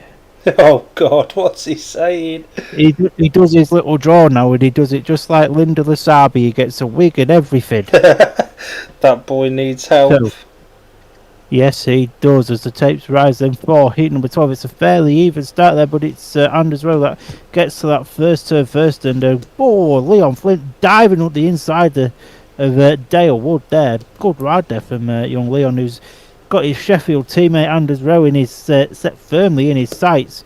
And to be fair to Ashton Vale, he's not a million miles off the pace with Dale Wood. I forgot we was on heat 12 then for a moment. Sorry, I had to look at the programme. Anders Rowe there is out in front, and Leon Flint, try as he might, it's just not the outside line that he's trying, just isn't working. And yeah, the best place to be is literally just mid trap where it's really, really slick at the moment. But as we enter what I believe is the last lap, I hope it's the last lap because I'm getting dizzy. I forgot what it was like to watch beaters at Oxford. We go down the back straight, then this is going to be an emphatic win here for Anders Rowe, and now it's the 47-43 dream is officially over. Good ride from Anders. Flinty was hard on Dale Wood there, who'd gated really early on, but yeah, good ride from Anders. And Ashton Vale, not a million miles off, does finish away off the back, but throughout the race he was there or thereabouts. Yes. We've had a comment from Winnie regarding some history about Coventry. Was at Coventry in 1990 at the overseas final. Reading Racers 1-2 on the podium. Lovely memories. Would love to see it back. Heat 12, Anders Rowe wins. Leon Flint second. Dale Wood third. 4-2 to Oxford, and it's now 42 points to 30 with 3 heats to go. Some of us wasn't even born in 1990. I wasn't born till 5 years after 1990, mush. And I'm well old.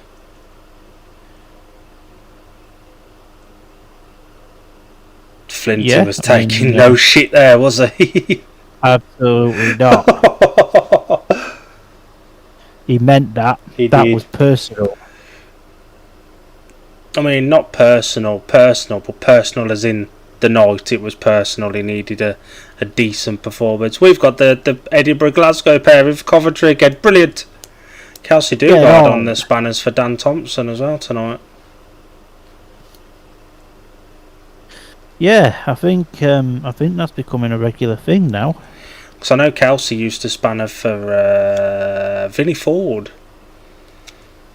Do we reckon he's changed for the season? Obviously, if it comes down to like a money thing or something, Dan Thompson's in a better position to offer a better deal. Well, you'd like to think so. Winnie says, camped in the car park at the Coventry Grand Prix in our camper van as well. Got seriously drunk all weekend. And then follows it up with, had my first joint after the Grand Prix in the van and I was seriously messed up, lol. That sounds like a very good weekend. Yes. I hope you've got space for one more in your next Speedway weekend, Winnie. I'm coming along with you. That sounds like a cracking little weekend. had you at getting drunk in the back of the van. I'd me at getting drunk, mate. I don't care where I get drunk. This is a belting lineup. Gate 1, white, Chris Harris. Gate 2, red, Sam Masters. Gate 3, yellow, Dan Thompson. Gate 4, blue, Eric Riss. I mean, start right. It'll do. 7 heat wins between these 4 riders. And 1, 2 paid wins as well.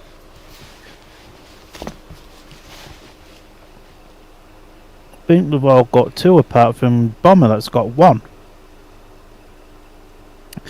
Was there a little nibble there for Merrick at the start? Yeah.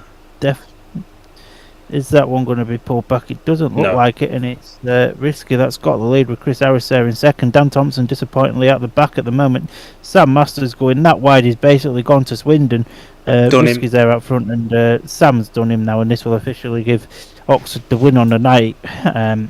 Dan Thompson's a little bit disappointed in this one. Dan missed the gate by miles. He was sleeping, which is what made Risky's jump look more prominent. Yeah. Well, I know Mr. Christopher Durno won't be getting a 9 this evening, I don't think, as Risky there, he's out in front. He's very stylish, and he is old Eric. I could just watch him race this track all day. As long as I put a bit of water on it, because it's starting to get a bit dusty now, Jamie, if you're listening, pal. But, yeah, it's closer now, to be honest, between the Scottish Team Select boys, as that was a big 5-1 to the Cheetahs. What gate was Risky off there? 3? 4. 4.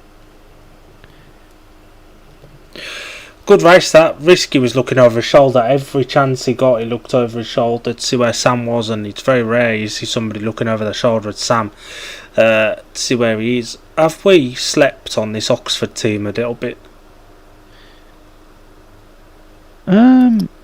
Or is this a false sense of security? I think we might be sleeping on this Oxford team a bit. Heat 13, Eric Riss was the winner in blue, Sam Master second in red, and Chris Harris third in white. 5-1 to Oxford makes it 47-31. I don't know, you know. Now they've put that replay on, that might have just been the perfect start.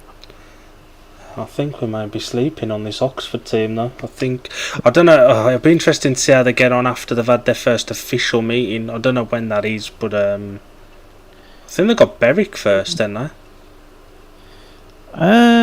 Good question. I'm not sure, but I think this. Well, it's not like Red Car, but it is. I think they've had the same idea as Red Car. Obviously, Red Car put together a Newcastle select team that should have beaten. Apart from all 7 of them actually had Newcastle connections, and yeah, Red Car probably should have won that night, but they didn't. And at that point, because I remember saying to you, and I remember texting Ryan, I says, "Oh, bloody hell, Scunny will have no problem against these." And then a week later happens. Yes. Well, we've quickly got a minute before 14. Do you want to nominate a rider of the night? And I'll nominate a rider of the night, and then people in the comments can vote.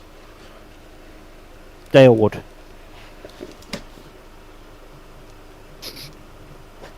I will go with...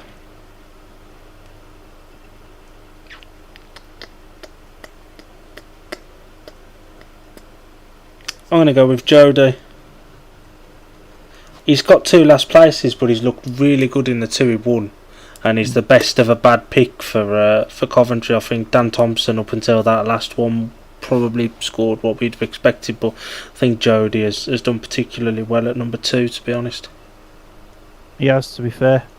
So if you are watching, get in the comments and comment either Darwood or Jody Scott for rider of the meeting, and we'll announce that after heat 15. We're on to heat 14. Max Perry goes off gate 1 in blue, Luke Harrison gate 2 in white, Luke Killeen gate 3 in red, Senna Summers gate 4 in yellow. I thought we were going to be talking about Luke Killeen as a rider of the night nomination. Started really well, being poor in his last two. He's not been the best, has he? He's been very disappointing compared to the other night. He should win this race easily. Should. Max Perry's done okay actually, 4 and 3. But I didn't want to nominate two Oxford riders.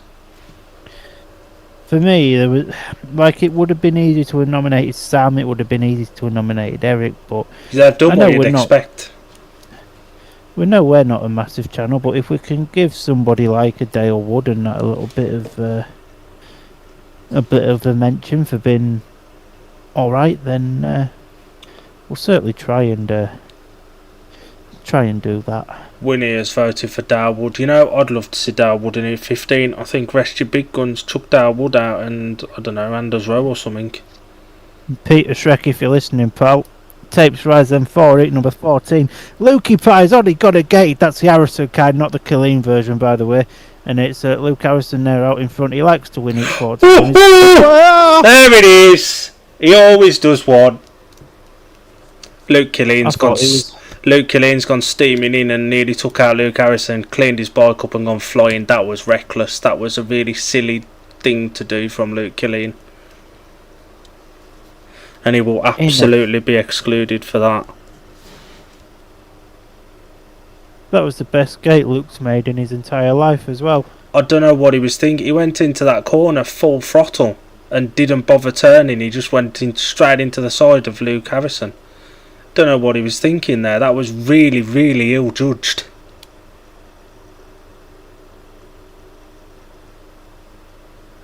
And Luke Killeen must...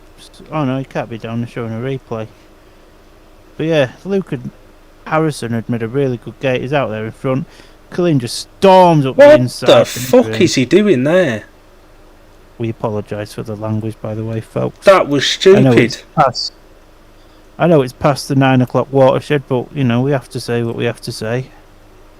Well, Dill could say what he has to say. I'm not allowed to anymore. What's he shaking his head at? I think he's annoyed that he's been disqualified. Why? It was his own fault. That was reckless, that was stupid. And just as we think he'd turned a corner, the old Luke Killeen comes back out to play.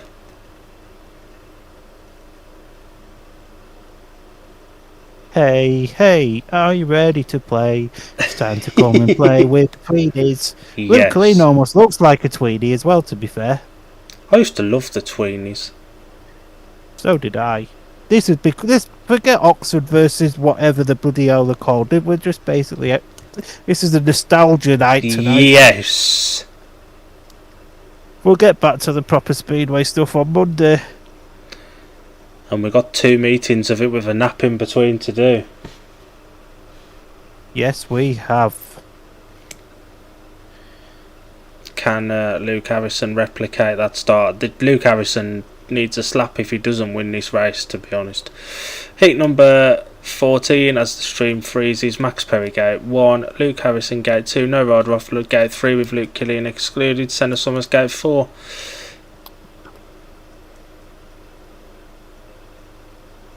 Yeah. And we've had one vote. We've had one vote for Darwood so far. If anyone else is watching, vote Darwood or Jody Scott for the rider of the meeting. Carry on, Mush. In theory, Luke likes an 8-14 win as it is. Mm-hmm. In theory, Luke should win this. English Paco. Yes. So, the tapes then fly up for heat number 14, and Luke Harrison's got there first, and Max Perry's there in the second place with Senna Summers in third. And now it's all about if Max Perry can keep on Luke Harrison's back wheel all week. Yes. Oh, it's been a long day. I do apologise. Happy Easter, Jesus.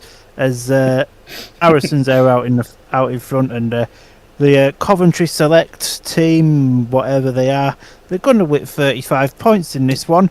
As this is a nice little tidy ride here from Luke Harrison. He's got nobody around him that's going to take him out or anything like that. And if anything, Senna Summers at the technically in third is closing in on Max Perry at the back, but we are one lap away then from ending heat number 14 as Luke Harrison, who's had a little bit of a disappointing night tonight, comes round and takes a checkered flag, and he tries to wheelie and he shags it. Winchester has voted for Jody Scott, so it's one vote apiece now. Good race that, good game from Luke. Max Perry made a better one, but did nibble as well. He was rolling when the tapes went up, but Luke Harrison clamped him off, got there, cleared off, and ends his night with a race win. That's a better one. That's better. The result of Heat 14 was a win for the rider in white, Luke Harrison, second in blue, Max Perry third in yellow, Senna Summers 2 points to Oxford, 4 to Coventry, 1 heat to go, it's 49.35. We'll have a quick minute breather before Heat 15 because I need the loo. Yeah, man.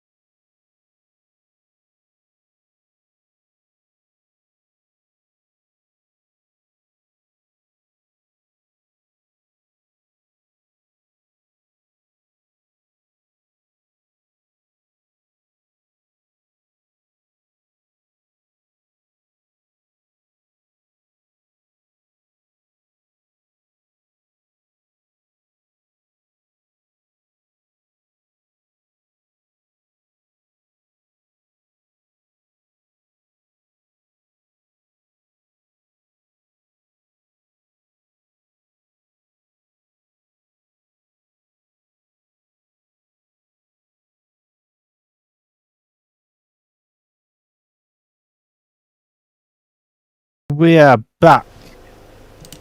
And Peter Shrek just being interviewed by Laura Pollard as it stands at the moment. I'm not too sure who that is in blue. Is that Luke Colleen? It is Luke Colleen. It looks like Luke Colleen's going in blue in 8:15. Oh, God. Give it Dale. Yeah, give it Darwood, please. Give it Delhi Wood in red. But yeah, that's definitely Luke Colleen in the blue helmet colour there.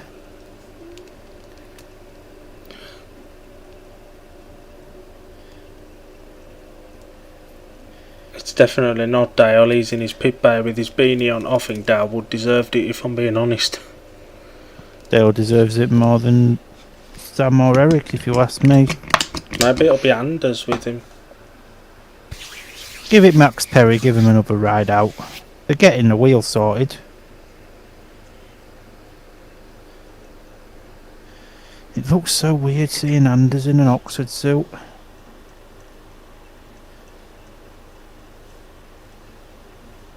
It might not be Anders, he's got his jacket. And he looks like he's going somewhere.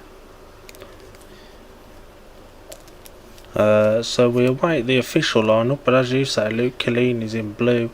Who do you reckon goes for Coventry? Do you reckon they go for the Bomber and Dan Thompson combination for one last time? I think they will, just to keep the Coventry fans that have travelled down happy. Sam Masters is in red, Chris Harris is in white, and Dan Thompson is in yellow. And Coventry do get the gate choice as well. Now, if I were Coventry, although they're relatively even, I'd probably take 1 and 3. You don't give up gate 1. Peter Adams always used to say you never give up gate 1 in a heat 15. You never give up that inside line. And if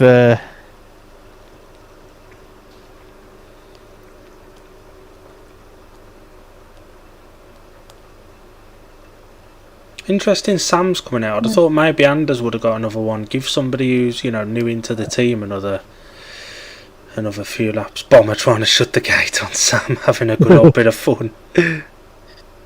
Sam looks like he's limping. Sam looks a little bit knocked about. That's not a speedway shoe limp. That's a general looking limp. He was very late to get out of his chair as well.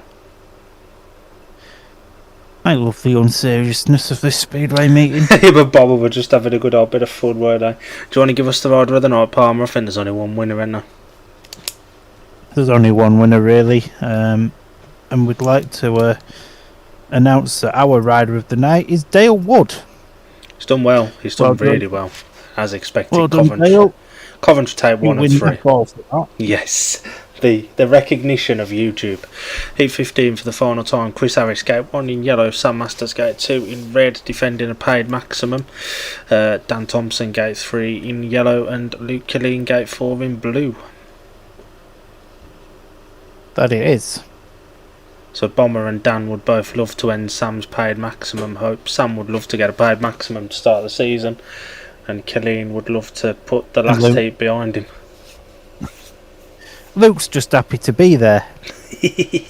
And Bomber and Dan are going to want to get some retribution almost after E13. They won't have liked being 5-1. Yeah, absolutely. Once this is done, if you want to quickly read out the individual scorers, Palmer, we'll give our referees rating as well, and then we'll wrap up for the evening. Yeah, man. Oh, come on, boys. Some of us have got bed to go to. You got your pack up to make as well? Nah, I get paid tomorrow because it's early for Easter Thursday, so I'll just get something there. And then as the tapes rise, then for Heat 15, Sam Masters has made the gate to the surprise of absolutely no one. The two Coventry boys are there in second and third. Luke Colleen's at the back. Who the bloody hell's emailing me at this time of night? It's them. I'm not really that bothered. I've got Speedway to watch as Sam Masters is still leading, and Luke Colleen's now starting to challenge Dan Thompson at the back of the field here, but Colleen's going high, wide and not very handsome. So is Chris Harris, and now Harris looking to try and use the dive bomb. It's not quite going to work yet, as Sam's almost forced Bomber to go really wide there. Now Bomber trying right outside run once again. Chris looks faster than Sam here. They both pull wheelies as they come down the back straight as they go down turns 3 and 4 for the penultimate time then, and Bomber's not giving up as you'd expect from him, and Sam holding the inside line. Bomber around the outside is not quite going to work out. He's got one last chance to go up the inside here, and he's shagged that, and it's going to be a 3-0 to finish us off. Is that your new word this year? Is shagged that? Yes. Good effort Could I just say, I've got all my predictions this season wrong so far. I got this one bob on. Yes. I'm going to treat myself to an Easter egg tomorrow. Yes. While you add up the scores, we'll very quickly do the referees rating. Do you want me to do this one, being as you did Mondays? Do you want give your thoughts first, and I'll do this one after that. Yeah, there were some decisions I think he could have got better, but overall he wasn't bad. He wasn't like an 8 or 9 plus night for him, but I'd put him between the 5 and 7 if it was me. Oh, I went for 7. There was a couple of times there were rollers and he let it go, and a couple he stopped. There was just a little bit of inconsistency. So I'd say 7. If you say 5, should we go in the middle and say 6? Yeah. Should we give our little friends over at 15 Eats Later one last plug before we wrap as well? Go on then. So Again, if you like your lesser known Speedway podcasts, go check out 15 Hits Later. Lee and Beth are absolutely fantastic people. It is a mainly pool based podcast, but they're a big supporter of us. We're a big supporter of them. They had a fantastic interview last week with Fraser Bowers. So if you get a minute or get an hour spare, go give them a listen because they are absolutely fantastic. And do you want to give the individual scorers before we wrap for the evening? So for Oxford Cheetahs, then Sam Master scored 13 plus 2, Anders Rowe 9, Luke Colleen 3, and Luke Colleen 4, sorry, I can't do maths. Eric Riss 13, Max Perry 6 of 3, Dale Wood 8 and 1. For the Coventry Bees Select, then Chris Harris 11 and 1, Jody Scott 6, Leon Flint 5, Luke Harrison 5 and 1, Dan Thompson 9 and 1, Ashtonville failed to score. Senna Summers scored 2. Do you want to wrap us up as well, Mush? So that was Oxford versus Riders Select under the Coventry name. He's been Dylan, I've been Dan, I'm off for a lie down now, and we'll see you on Monday. If I don't see you in Swindon over the weekend, have a good one.